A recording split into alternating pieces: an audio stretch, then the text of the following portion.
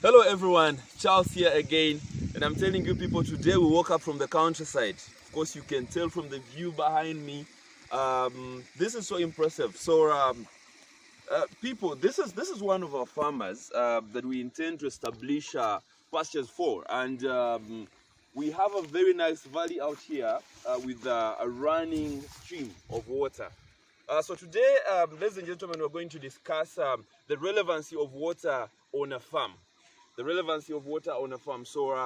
Most of you have farms that have, streams that have, swampy areas, swampy valleys that you do not utilize. But then here, we're here to show you what one of our farmers has actually done with his stream. Yeah. He's doing a very amazing project, and of course he's a dairy farmer. But then when you look at how he has utilized the stream and how he is actually utilizing the water that is flowing to make it usable for his dairy farm, it's really so inspiring and so amazing. Yeah. The camera, you can show them the valley that we intend to utilize for our pasture production. And but then of course no tampering with the flow of water. No tampering with the flow of water. So we're going to kind of have a stream running in between our gardens. It's really going to look amazing. And but then of course not forgetting that this is in Tungamo, ladies and gentlemen. So they are hit so hard by the drought, and it's quite challenging. It's actually tragic. And the only way to have this managed is to come up with innovative means to have a sustainable source of water, to have a sustainable source of feed, and also not forgetting to keep it environmentally corresponding. Yeah. So we need to have this a whole bowl of climate smart innovation for to curb challenges associated with drought and water scarcity, and at the same time feed scarcity. That is why we need to leverage innovative and practical means of having such problems curbed. So right now we're going to look at how he has done. We might want to pick a leaf, everyone. Yeah. So right here we're looking at a dam. The capacity here is about 4,000 liters. So we're going to have a submersive pump inside. Yeah. And of course, we're going to utilize the gravity to pump the water up the hill to the paddocks. Yeah. But hey, that is not it. The beauty here is that we're having a stream flowing down. Yeah.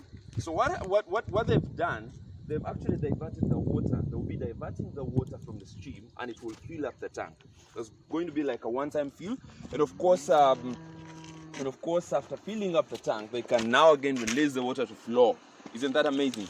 They'll release the water to flow, and every time the tank runs out, they divert it, goes on and on and on. So subsequently, they are having refills, and at the same time, they are letting the water to flow as it should be.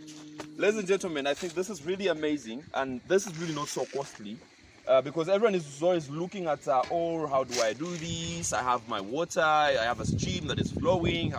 So, people, I think when we talk of investment, these are things mostly, if you have a farm, these are things you might want to invest in. And we're having our farmers in Nakasongola, farmers in Chiliandongo, farmers in Chankwanzi. You see, this is a cultural corridor, and these are districts, these are areas that are affected by drought really much.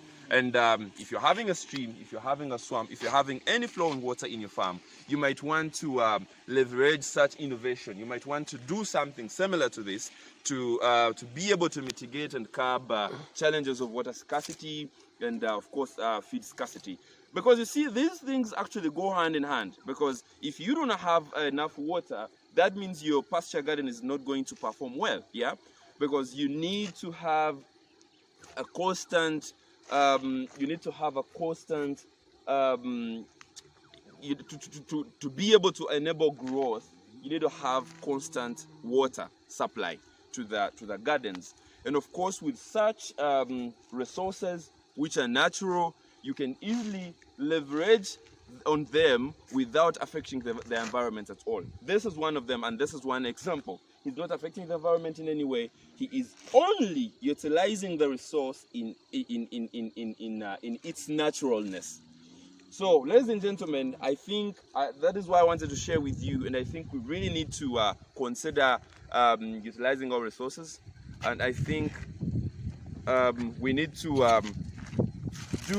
adopt to such innovations. Here we're looking at the capacity of the tank. Like I said, it's 4,000 liters. We're going to have a submersive pump inside that's going to be pumping the water up the hill, of course with the ease of gravity. We'll be using gravity, and then we can easily get our water up the hill in our structures, and of course we can easily have the water poured in our water troughs. Ladies and gentlemen, that is it right there. I'm going to be taking you step by step, process by process, as we establish for him pastures, and how it's going to look so impressive here, because I'm imagining having the stream run in between the gardens, creating that very nice scenic view of like the gardens in Netherlands and all these other countries in Europe. Thank you so much, ladies and gentlemen. See you next time. I love you so much. Charles from Greenfields. Please don't forget to subscribe, share, like, and comment.